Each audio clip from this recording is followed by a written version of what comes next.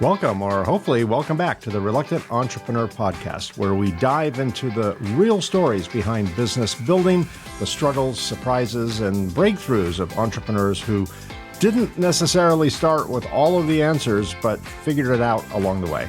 My guest today is someone who's operated in two of the highest stakes environments imaginable: the silent, pressurized world of nuclear submarines and the often equally intense and pressurized in a different way arena of corporate boardrooms.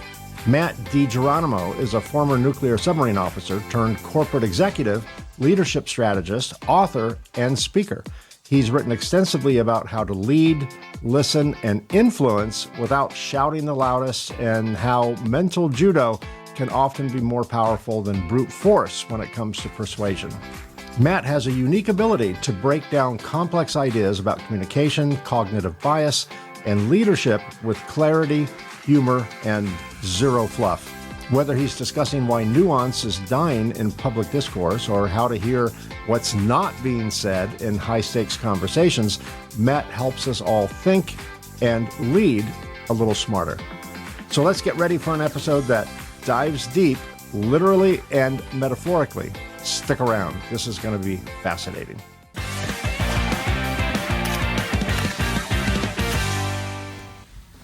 Hi, Matt. Welcome to the program. Thanks, Mike. Thanks for having me. Well, it's my pleasure. I'm looking forward to this conversation. Yeah, me too. Let's start with your entrepreneurial journey, right?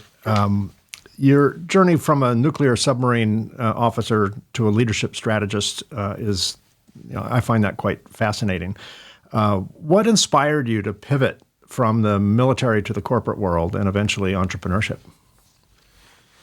Well, you may or may not have heard this expression, but it's one of my favorite ones. If you want to make God chuckle, tell him about your plans.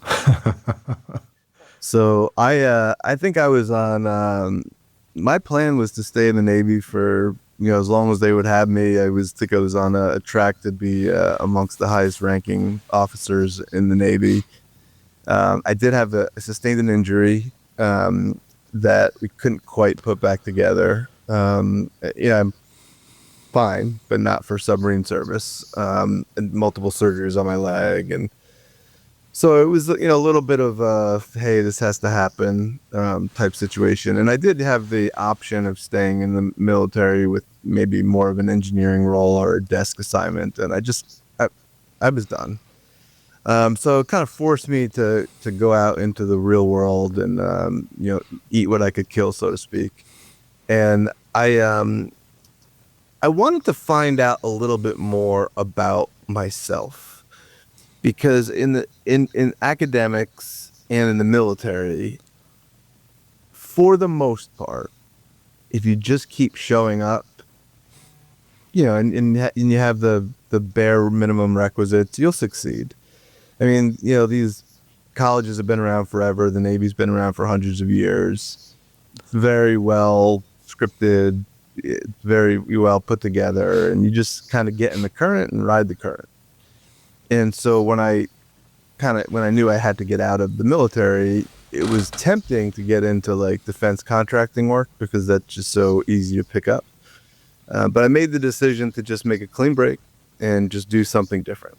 And at the time I was in Hawaii and I decided to buy a business. And I kind of decided I'd rather have an existing business rather than start one from a blank sheet of paper. And I could not find anyone or any business in the state of Hawaii who could assist me. So there was no business brokerage, there was no M&A firm, even for the middle market. I mean, nothing. And so I said, well, why don't I do it? So I started my own business in Hawaii, helping people who wanted to buy a business in Hawaii, or helping people who wanted to sell their business. So you were looking for what you became. That's right. Yeah.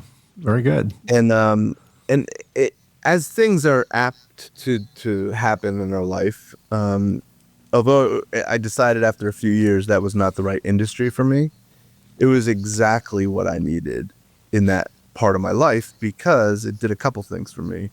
One is it opened up my eyes to how challenging being an entrepreneur is, right? So when you leave the military, you have a little bit of swagger, which some of which is earned, some of which isn't. Like I could do anything. Yeah, like after what I just did for 18 years, I could do anything. It's like, Sure. Invincible. Okay, you sure about that? And being an entrepreneur for 3 years definitely opened up my eyes to just how challenging it is and how lonely it can be, and how different it is than just following a set course like the Navy and academics tend to do.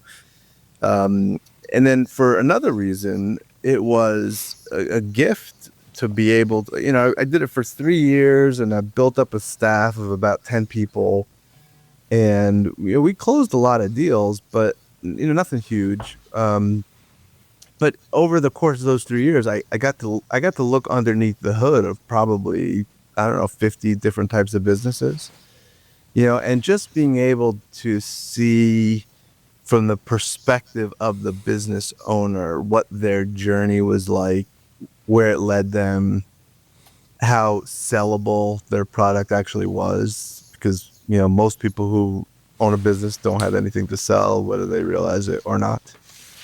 And so even though I at that juncture made a decision to kind of go back to corporate America, it was really good for me. It was just it was a good rounding out experience for me. It level set my perception of entrepreneurs and just how challenging that can be and how different it can be.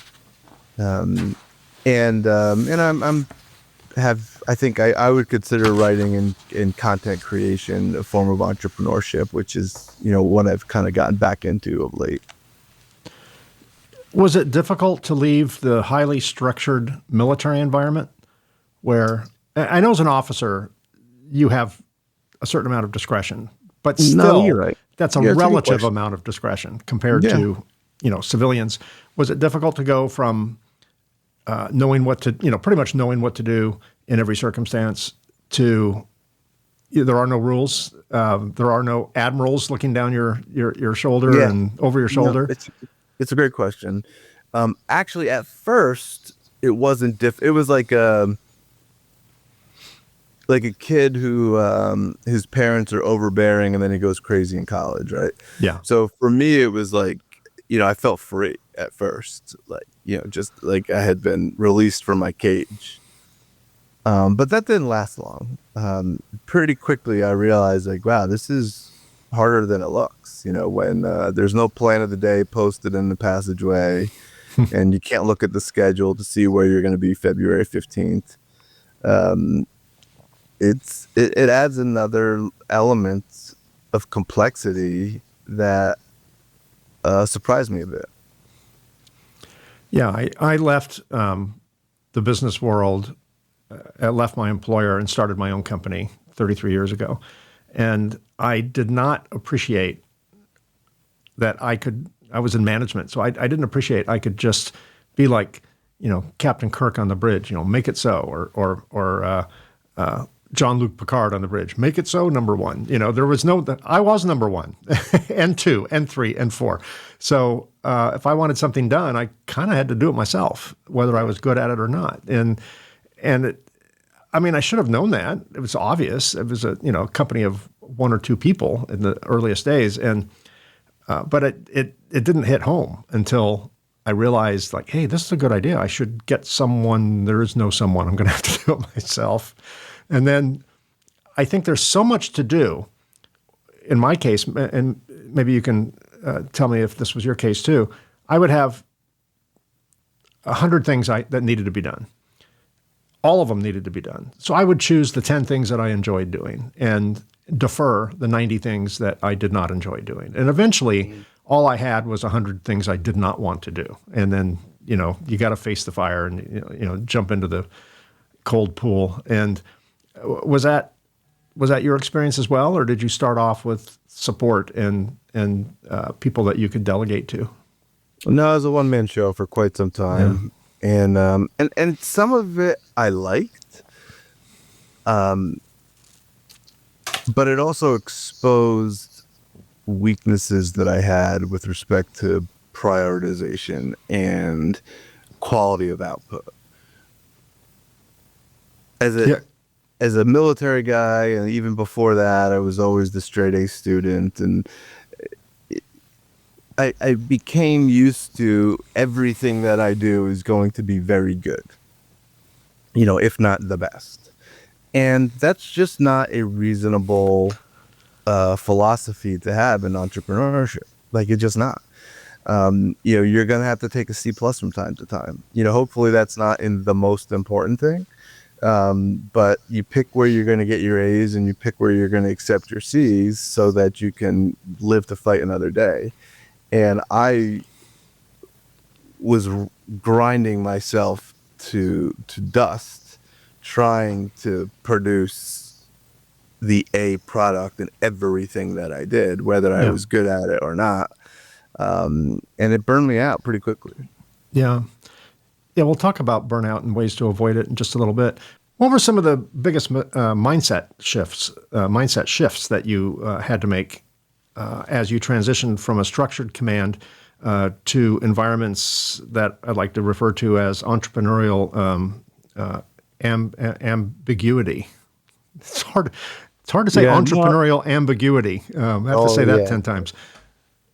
There's a lot of them. I think in the one that comes to mind initially is decision making. So, all decisions improve as information becomes available, right? So if I sit and I wait, eventually I'll have all the information I need to make a decision. But I will probably also be making that decision too late. So we have to get used to making decisions with less than perfect information, and we did that on the submarine all the time.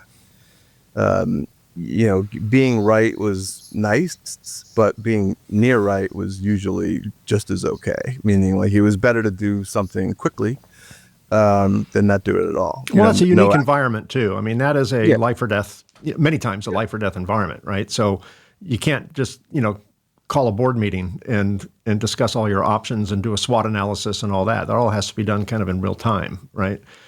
That's right. But because the mission was the first and foremost thing that we kind of all sort of tacitly agreed upon, it was easier to make decisions because, hey, we don't have time to talk about this. We just have to do it.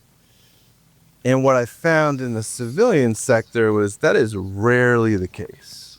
I can think of, like, I don't know, in the last 10 years, twice where I really had to make a decision, like now. And people, the impact that your decisions have on people, even if your decision is not about people, but was it a collaborative decision? Did you get people's input into it? Did you take their why into account? Did you think about unintended consequences? Did you, all of those things, which is, quite frankly, maybe we should have done it in the Navy, but we didn't. I can't imagine any military branch considering the why behind their people, right? I mean, the why is the mission. The why is the branch. The why is the country. And if they had hundreds of thousands of employees, basically, and they were concerned about the why in all of them, the military would quickly turn into a democracy, which would quickly turn into chaos, which would quickly turn into the loss of our country, from a number of fronts. Those are a lot of different mindsets that have to be shifted. Every entrepreneur faces resistance and doubt. I certainly did, or even failure. What's been one of the toughest challenges that you faced, and how have you managed to overcome it? Good question. I have no shortage of failures to share. Leave it to maybe the top 300. But in terms of rephrase the question again, I'll make sure it's a good question. I just want to hear all. We all face doubt and resistance and failure, and give me an example of, like, one of the toughest challenges that you faced and how you managed to overcome it. I think that the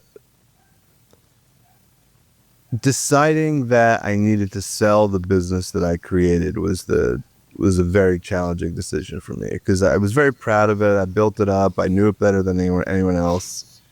But I also knew that for this chapter of my life, I was not mentally in a place to worry about meeting payroll every 2 weeks. Like I wanted to be somewhere where I would accept some amount of boredom for some security, if that makes sense. And to do that, I not only did I have to sell my business, I moved from Hawaii. To Kansas City in the middle of winter, which was not an easy thing to do.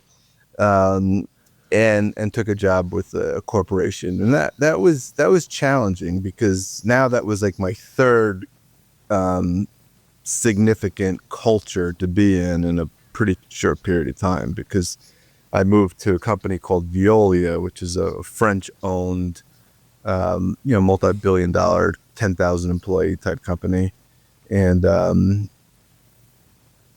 I liked it, but I felt it took me a while to not feel that I had betrayed my own dreams and my own vision just for some security. And so I wrestled with that for quite some time. So almost a fear-based decision to... Yeah. Yeah. Yeah, I mean, I think that's fair. I mean, I think I was ready to leave Hawaii. I needed to get out of that business, and I just didn't have it in me at that time in my life to do it again with some other... I just didn't. But I also have never, the number one reason I joined the Navy was because I was convinced if I just graduated college without a plan, I was going to end up in a cubicle somewhere. And I didn't want to be in a cubicle somewhere. It's funny, you didn't want to be in a cubicle, but you ended up in a tube. Well, yeah. I've heard that before. Yeah, it's true. But here I was. Now I had the corner office, but it's just a big cubicle. And I was like, well, 20 years ago, you said this is what you wanted to avoid, and here you are. Here you are. Yeah, we all tend to, I don't know, I think I refer to the business gods quite metaphorically, not spiritually. And sometimes I think the business gods have a plan for us, and it's really more of a curriculum, right? They're gonna take us down this long road of education. If we're not ready, we don't learn it. They come back. They're very patient, and we tend to learn, or at least I tend to learn, after I've already experienced the lesson multiple times, but it didn't sink in. I didn't correlate it, and then eventually it makes sense, and that's when I truly learn it. And I think learning has its own timing, own unique timing. We learn when we're ready to learn, and not before. If someone told you all the lessons that you would eventually have learned when you first started, you'd probably blow it off. It would sound crazy. And some of the things I learned were so counterintuitive to what my degree of common sense was telling me. I thought it was nuts. Yeah, no, you're right. And then all of a sudden it makes sense. The younger we are, the more we think we know everything. So we're not open to, now, every year I get older, I realize how little I know. Like I'm going backwards, right? It's like, but I think that's actually, I think that's a sign of someone who's reflecting on their experiences, and you start to realize it's a very gray world with very little black and whites. And, yeah, there's a lot of shades of gray. My father, I've said this on the show before, but my father, who would never be accused of being a motivational speaker, used to tell me when I was younger, son, you're going to learn your whole life and you're still going to die stupid. And that's a harsh statement, but I get the point, right? The longer I live, the more I realize I don't know. And the more insatiable my yearning for knowledge becomes, right? I am learning far more now in my, after my 40 years in the industry that I'm in, than I did probably the first 30 years, right? Because I didn't know I needed to learn more. The first 10 years, I thought I didn't need to learn a thing. I already know. I could teach it. And then you get humbled, and you get your knees knocked out from below you, and then you realize, oh no. And now it's a marvelous world out there. And I'm in the electronics manufacturing industry, and that's a marvelous world. And there's so many marvelous worlds out there, and there's so much to learn. How did you experience, or how you partially gave an answer to this in terms of the rapid ready, aim, fire strategy, but how did your experience in high pressure military environments influence the way you manage risk and decision making now? Besides being able to make decisions rapidly? Yeah, I think probably the number one thing, which is I don't think anyone is born with it, is the ability to keep your mind quiet when in chaotic situations. I think as a junior officer, I would study the tactics. I would study the immediate actions for specific casualties, and I could get an A on any test you gave me, but put me in the seat of the officer of the deck or the engineering officer of the watch, and the wheels just fell off the bus, because with all the commotion and stimulation and information, I just couldn't keep myself together, and it took like a good year to 2 years to learn how to keep a quiet brain. I used to always use the expression like be the eye in the center of the storm. It's stereotypically, although this isn't always true, like the senior guy in the control room is usually the one who has the least to say. He's just watching, and he knows what people can do and get away with, and it's still safe, and he knows when to step up and say, hey, stop. Yeah.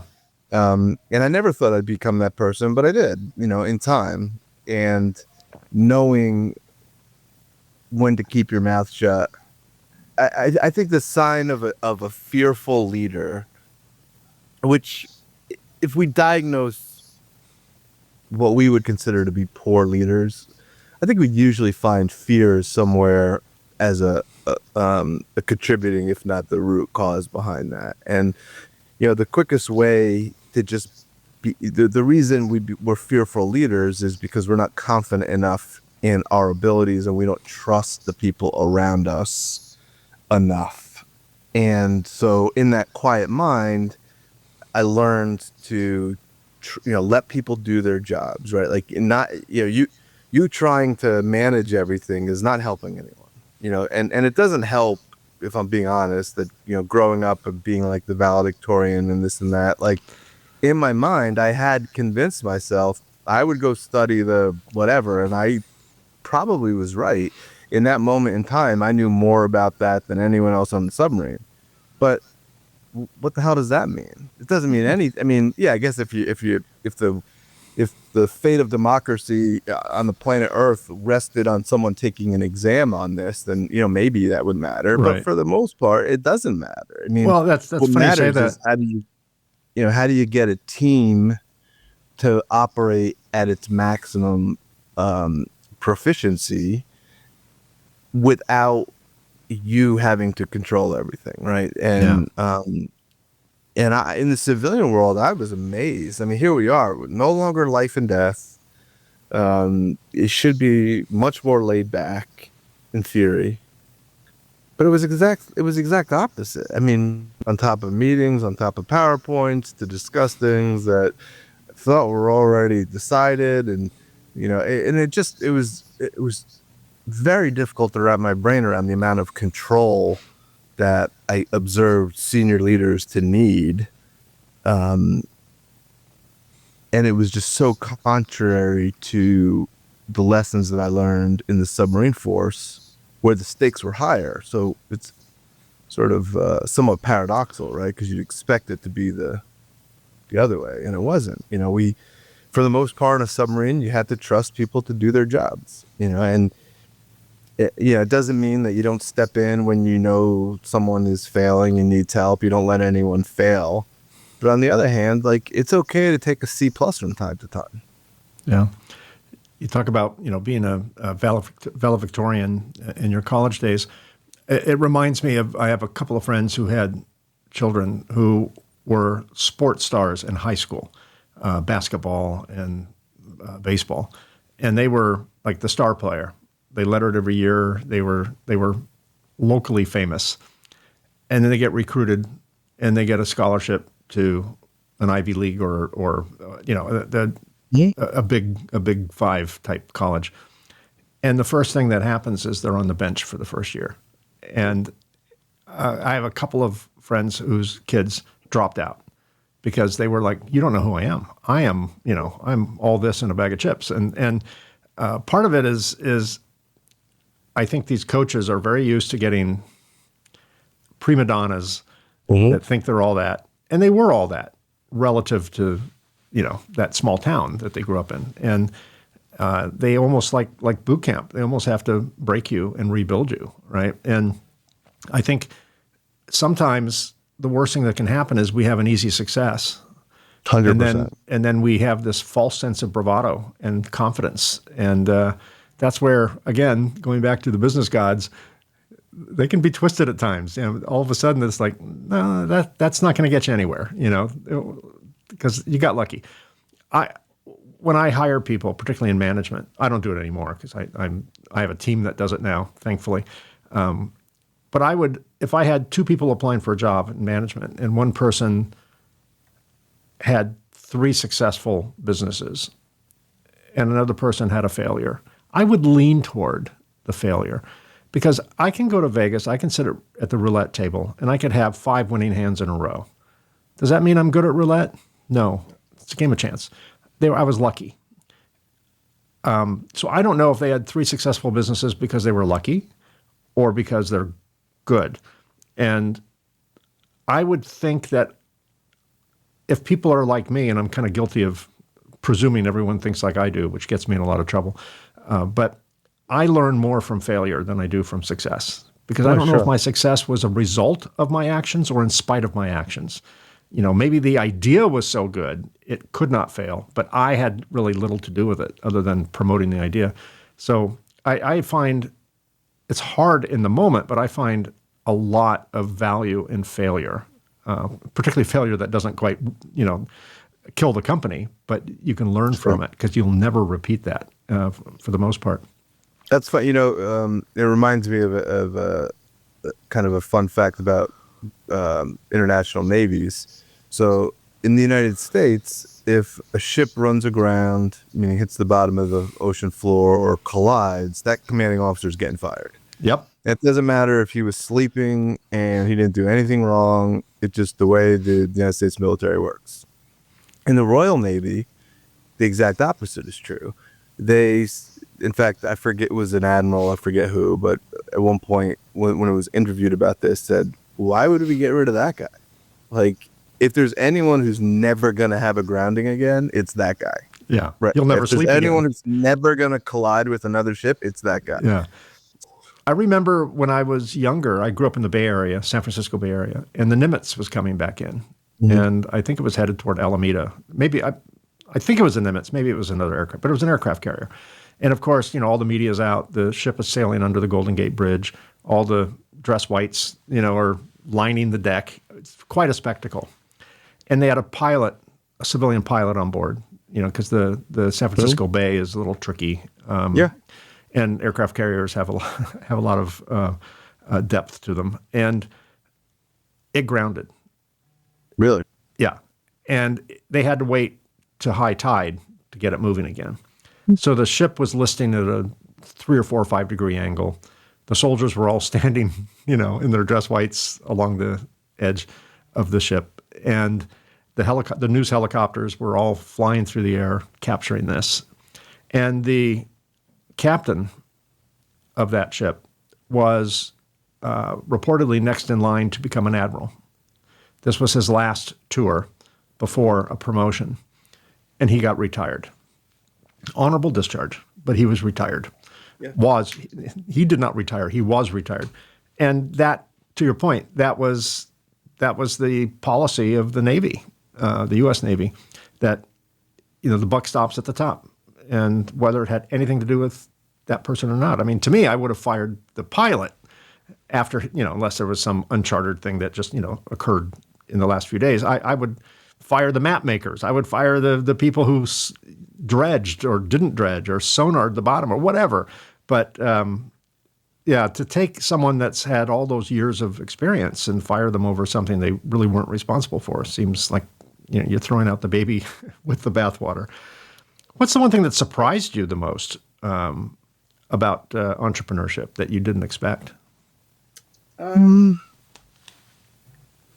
guess just how limitless the possibilities really are, right? Like, I guess I kind of, I don't know if I ever specifically had this conversation in my head, but and with the benefit of hindsight, I think I assumed things were more kind of black box or packaged up, and you just kind of put the right things together and it just works. And it doesn't. I mean, like, there's literally an infinite number of ways to go about running a business, an infinite number of ways to handle marketing, sales, logistics, hiring, and no one's going to tell you which way is better than the other. Yeah, yeah, that's true. That doesn't come with an instruction manual and a Sherpa. There's no Sherpa or instruction manual that comes with business. If you could go back and then the other thing, just real quick, if I could. Yeah, sure. So when I learned that lesson, what I started to do, when it was clear to me, like, oh, geez, this is a choose your own adventure type journey. I started to document everything really well. So my company had SOPs for damn near everything. But what I took for granted was that people would follow that. Meaning in the Navy, it was so ingrained in us that if there's an SOP, you're going to follow it. I've seen almost no evidence in the civilian sector, I mean, with a couple of exceptions, where that same mentality exists. You know, in fact, I more often see the SOPs that just kind of sit on the shelf and collect dust until it's time for an ISO certification, and next thing you know, we're passing a ISO certification because we have the SOPs in the conference room. Who's looking at them and who's using them, your guess is as good as mine, and that surprised me. SOPs become a tool to fire somebody because you can say, hey, it's here on page 1852 after you blow the dust off it. But you're right. It's a suggestion. They don't really take it as a standard operating procedure. It's a kind of it's a SOS, a standard operating suggestion. That's the way many people take it, even though it's not written for that effect. If you could go back to the beginning of your entrepreneurial journey and give yourself one piece of advice, what would it be? Slow down. I think I had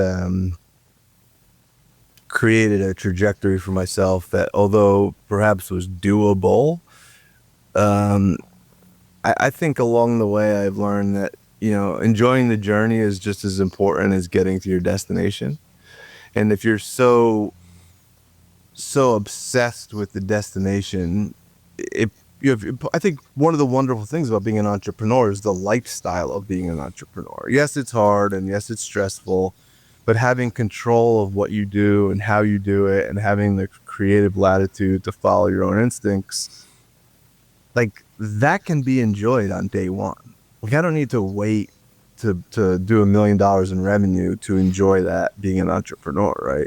So to me, it was like, well, I can't really enjoy this right now because I haven't done this or this, and like, why? It's goals that are based on identity instead of outcomes. I'd much rather say, well, grow into a successful entrepreneur. What do successful entrepreneurs do?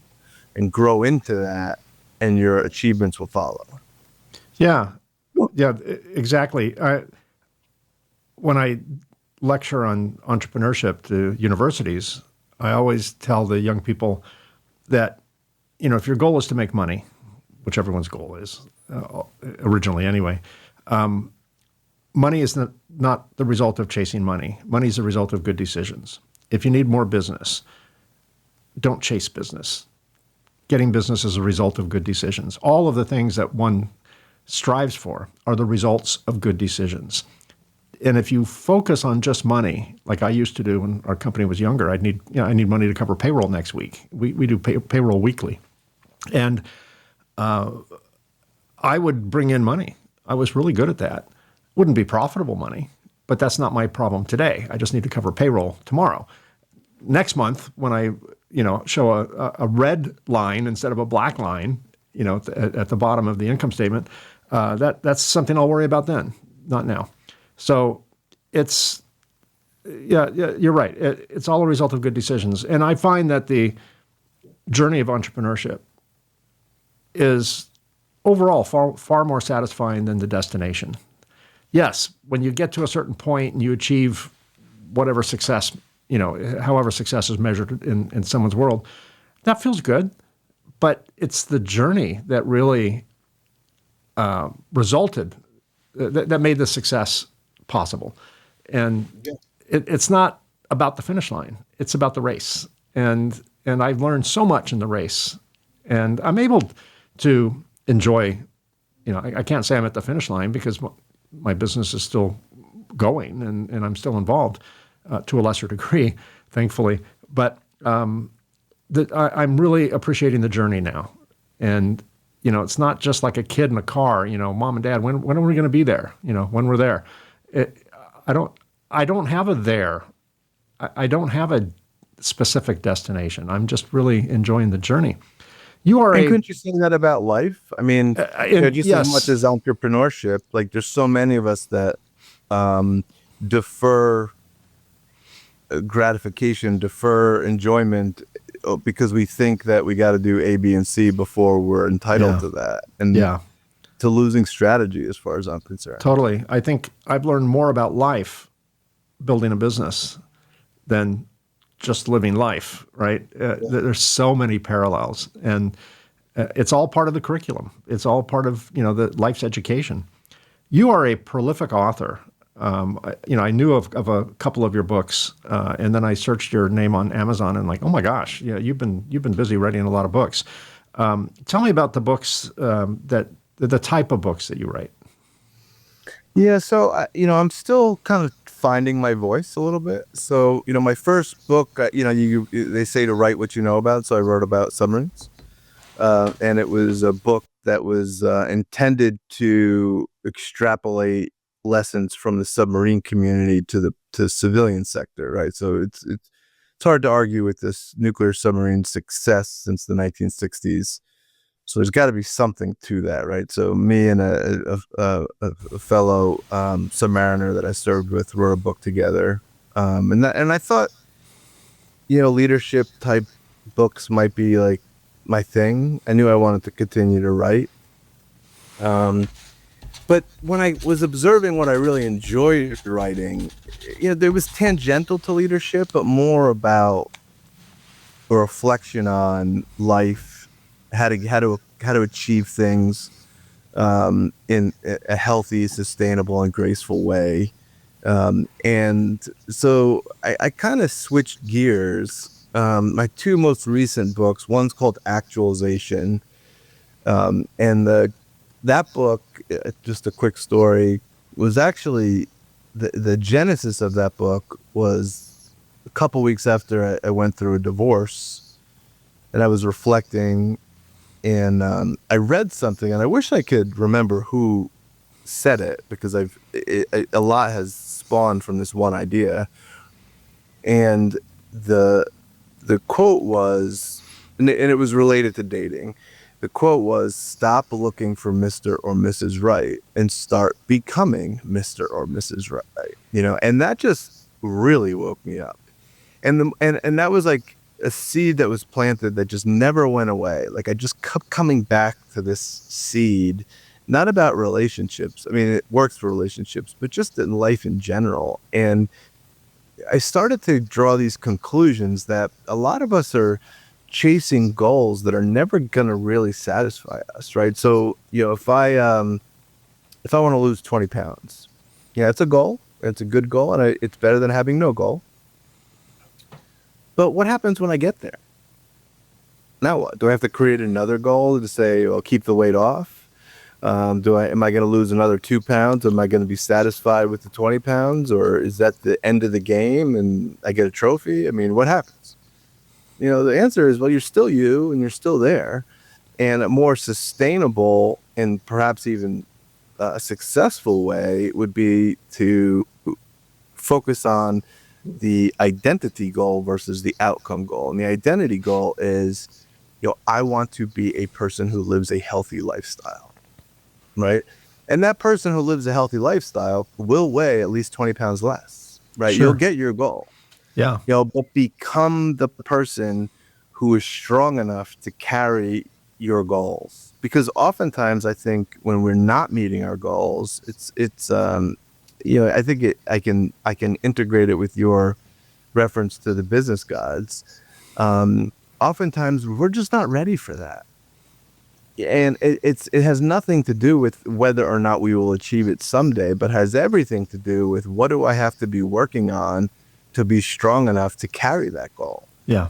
And that was the book Actualization, which is you got to focus on like how do we get there. So I think most people would listen to what we just said and kind of nod their head and say, yeah, makes sense. But the book is like, that's the first 2 pages that I just said. The rest of the book is like, okay, so now what? What do we do? How do we create a map to help us identify what we're really trying to achieve and how to achieve it? And I'm much more comfortable in that type of genre. I feel like it's more consistent with my gifts. I think it's more consistent with what I've been put on earth to do. And so I followed it up with a book called Suck, which I'll take a breather here and we could talk about it later maybe, but a similar kind of topic. Yeah. Well, we'll talk about Suck now. One of the, one question that I wanted to ask, because you used the term, and I don't want to let it get past, and it's nothing to do with running a business. Submariner, submariner. I say obviously submariner. Is submariner like the civilian, no, ill-informed it's an way argument. to say it? It's an about argument. 50% of the community says submariner and 50% say submariner. I happen to be a submariner guy. You're a submariner guy. There you go. There's no generally accepted answer to that. Yeah. Well, I don't have a horse in that race, but I will now. I will live in the submariner camp. Let's talk about the book Suck. A very interesting title. So tell me what the title means and what's that book about? So it's about the phenomena of things in our life sucking, right? Whether it's our own work that sucks, whether it's somebody who does something to us that sucked, whether it's our abilities, and just instead of approaching that as this uninvited guest, you need to recognize like Suck is never coming off the bus. He's gonna be there for the whole trip. Yeah. I remember going to a Cubs baseball game with my stepdaughters when they were pretty young, and the guy behind us spilt a beer on my oldest stepdaughter, and she was pretty upset and got her all wet, and the guy didn't mean it, and it was just part of going to the ball game, right? Part of the game, yep. And I remember talking to her afterwards saying like, Addie, if it wasn't that, it would have been something else, right? You would have spilled your own Coke on you. You would have slipped and fell.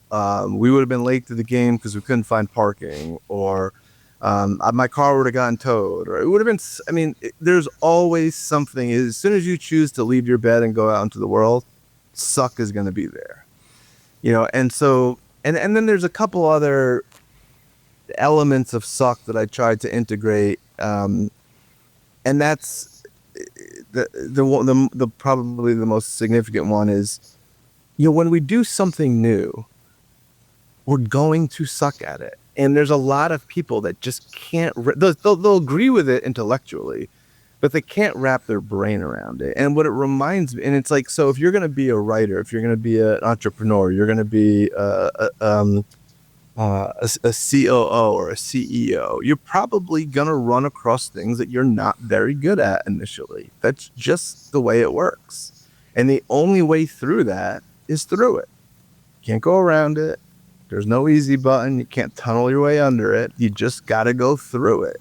And the analogy that I use for that is if you've ever used a bottle of squeeze mustard, invariably when you first squeeze it, you get all this crap. All the juice comes out. Yeah, it's gross. Yeah. Well, that's the suck, right? Yeah. So it's like, that's gonna happen when you start something. And would it make sense for somebody to take that bottle and put it right back on the counter and say, oh, that sucks, I'm not doing that. And then come back 3 months later and say, well, I'll try it again.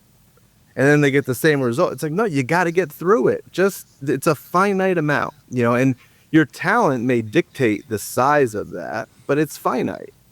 And you have to just step through it.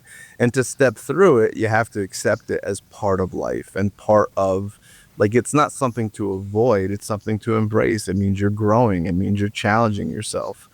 But that, and I have fun with the word suck, obviously, in the book. But the reality is that at least I, grew up as a pretty, I would say 30, 35 years old, thinking that I should be avoiding this somehow.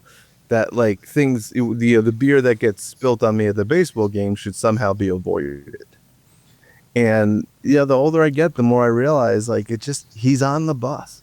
He just is, and so it's better to make friends with him, than it's like complaining about the rain.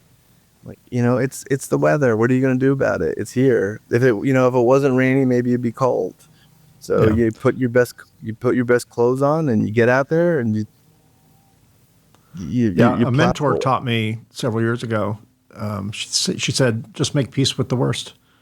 What's the worst that can happen? Will it kill you? Well, no, but it'll suck, to your book. But just make peace with the worst. And then the worst isn't scary. The worst is just, the next thing. Yeah, you get through it. I have so many questions that we're not going to get to all of them, but we'll have to have you on again. But you talk about mental judo. Being the loudest person in the room is not all that effective. This mental judo, the ability to shift minds without triggering resistance. Can you walk me through briefly what that's about? Sure. So the impetus of that book was observing the civil discourse in this country. So it's without getting into political discussion, 75 million Americans think the other 75 million Americans are stupid. And I don't think that's likely to be true.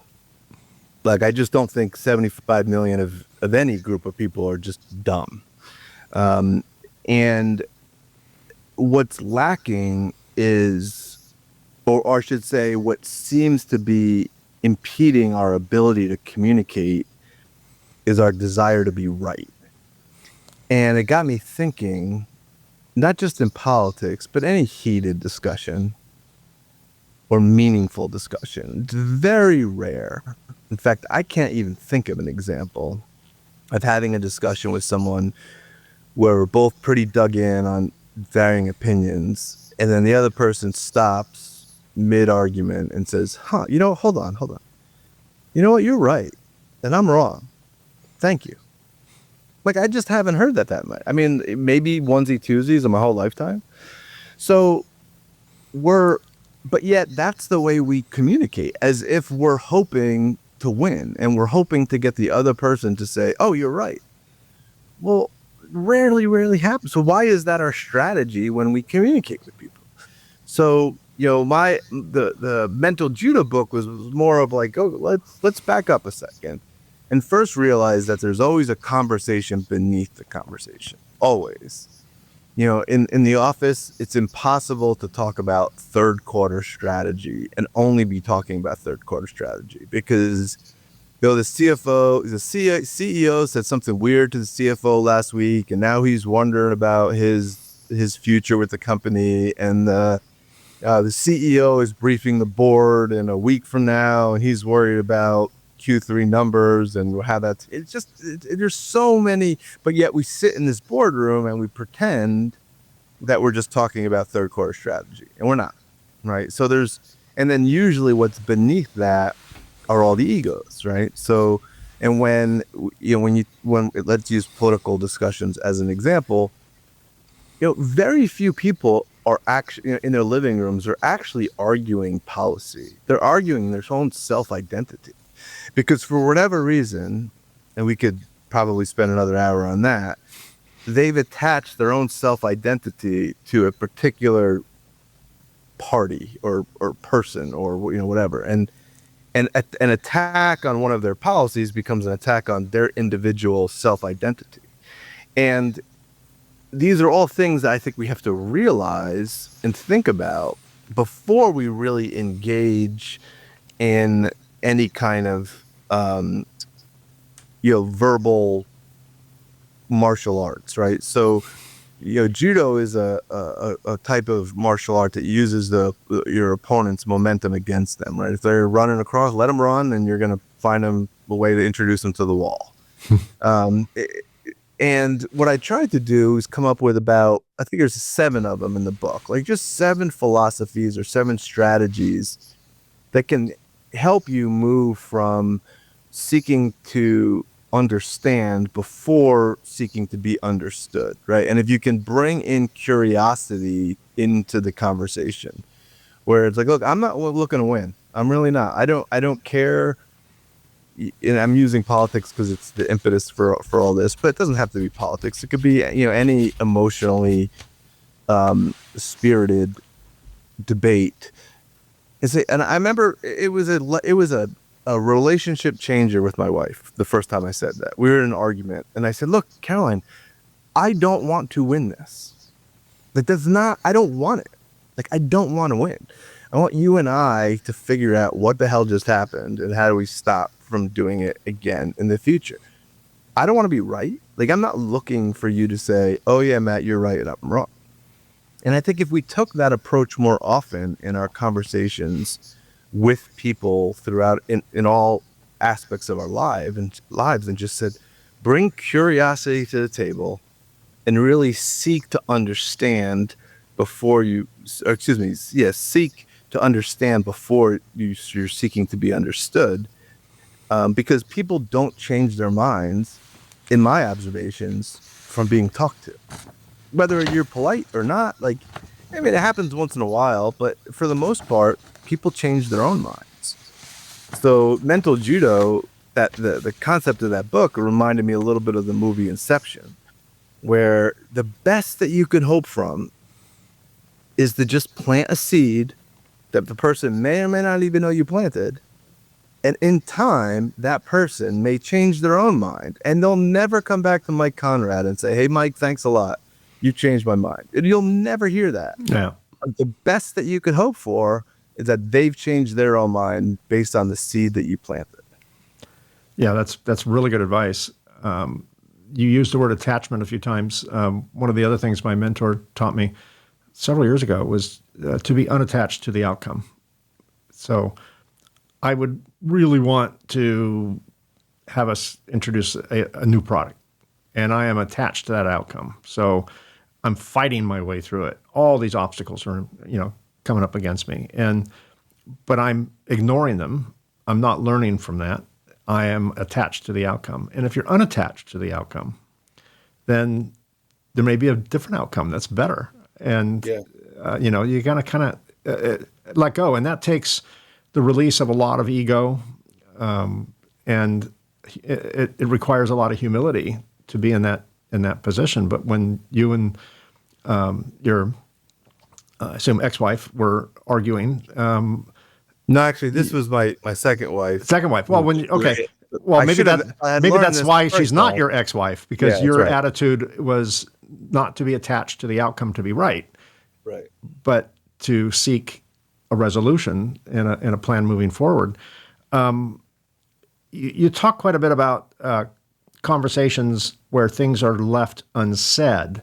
How do leaders learn to listen between the lines to what's not being said versus just what's being said? I think the first step is to recognize that most of what is available for you to receive as the listener will not be said.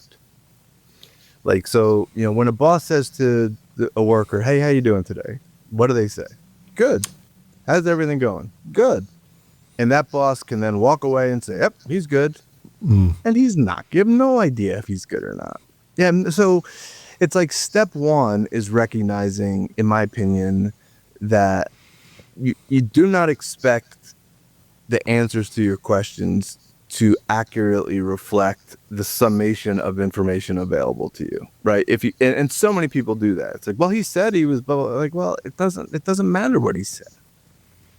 He didn't feel that way, and he just, for here are the reasons why he didn't feel safe expressing it. And then the other thing is it takes persistence, like almost to an illogical place. And I'll give you an example. When my first real post-Navy job was a plant general manager of a coal-fired power plant in Kansas City. And whatever you're thinking about what a coal-fired power plant in the Midwest would look like, you're exactly correct. That's it. So everyone was right out of central casting, right? But the plant hadn't been doing very well financially. And I knew I was not going to be the one to come up with the great ideas. These guys had all been there for decades, and I needed to get them talking, but they weren't a group that was comfortable talking. So no matter how many times I said, hey guys, here are this month's numbers, and we got to rethink things. Efficiency is really low. Water utilization's low. Help me out here. Because if I don't get your ideas, you're going to be stuck with my ideas, which are going to be worse than your ideas, but we're going to do something, right? And we'd have weekly all hands meetings, but I don't know, maybe up to 20 times I've said some version of what I just shared. And one day I'm walking around the plant and this guy stops me and he says, hey Matt, you've been looking for ways to increase efficiency and stuff, right? I said, yeah. And he had this idea that the gland seals, the back pressure turbines were being cooled by city water, and then that water went right into the sewer. He's like, that's a lot of water. Like, why don't we just redirect that to our water purification system and send it back into the boiler? I can't think of a reason why. I'm surprised that we don't do that. I didn't know that we didn't do that. Right. So an engineer gets involved, a pipe and a pump later, we're saving, I don't know, $80,000 a year just on that one idea. Right. And so I asked him later, and we gave him an award and a bonus. But I asked him, I said, hey, what did you think of that idea? And he said, I don't know, 10, 12 years ago. And like, how many times did you hear me, just out of curiosity, how many times did you hear me ask for your best ideas? I don't know, 20? And so why'd you tell me now? He's like, I don't know. I mean, what do I know? I'm just a welder. And, in the past, management never really wanted to hear what we had to say. And, it just took me a while to trust you. And, that really, just stuck with me because, to get to that subcontext, there's nothing you can do in real time to make it happen in the next 5 seconds. It doesn't happen, right? We have to be patient. We have to be patient. We have to build trust. And we have to have real dialogues with people that don't just lead in the check the box, yep, everything's great type answers, right? I mean, we have to, the best leaders, in my opinion, know how to ask the best questions. In fact, I would put that right in the top 5 skill sets of leaders, knowing what questions to ask. We only have time for 2 more questions. What's the 20-60-20 rule? So it's a leadership trap where if you have 10 or more people, and this is just Matt DiGeronimo's view of the world, if you have 10 or more people in your team, 2 of them, or 20%, will hate you.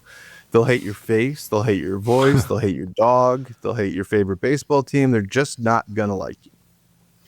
20% is going to love you. But they would love a coffee cup if you put the coffee cup in charge, right? They're just the type they're the yes men, and they affable. Need almost no supervision. They're just gonna knock it out of the park, and whatever you say to do, they'll do it. And there's this 60% in the middle. But before we talk about the importance of the 60%, these 2 are traps, because some people will look at the 20% up here and say, look, they get it. I must be doing something right. They get it. Well, no, actually, it's not you. And then the bottom 20%, it's kind of like you do public speaking, right? So imagine the person in the first row is sitting there like this and just shaking their head. Yeah.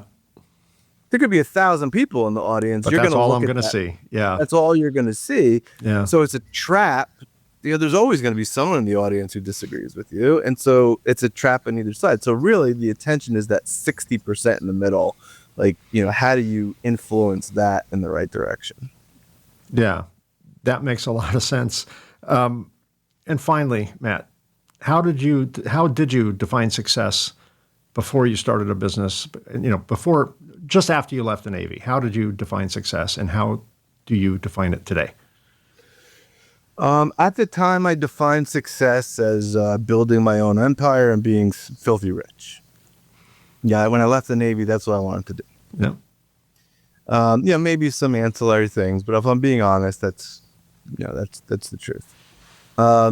With about a decade under my belt and just kind of seeing some broader perspectives, now it's really just peace of mind. It's figuring out a way to chart a course that's leading me where I want to go, but not through stormy seas, right? Like, how do I enjoy the journey?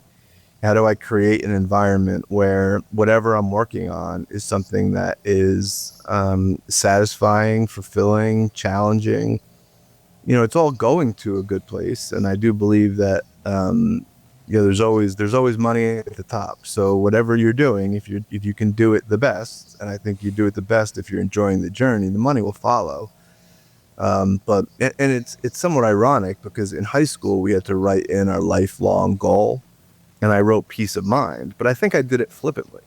Like, I didn't even remember that I had written that. And about 5 years ago, I was looking through my yearbook and I was like, that's become my definition of success, is just peace of mind. And it was there. That's 18-year-old inception. That's the seed, right? That's right. Probably. It took all those years, but there it is. Well, Matt, this has been great. For my listeners and viewers that would like to get more information on Matt, if you look at the show notes, if you're watching this on YouTube, somewhere down there it says show more. Click there, and I'll have some links to Matt's website. And I think you have a YouTube channel as well. I do. So I will put links there, and I'll put links to the books that we've talked about today also. If you're listening to this on your favorite podcast app, when it's safe to do so, go to your podcast app, look at the show notes, and that information will be there as well. Matt DiGeronimo, thank you so much for being my guest today. It's very insightful, and I'd love to have you back sometime.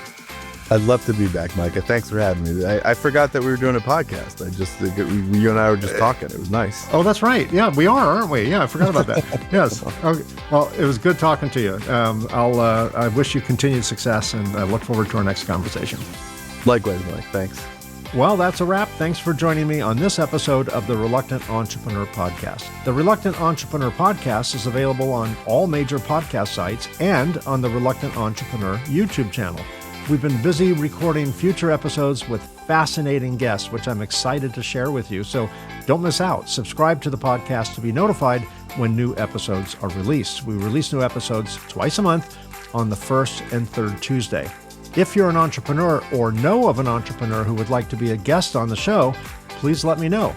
Visit mikeconrad.com/podcast and apply to be a guest or to recommend a guest.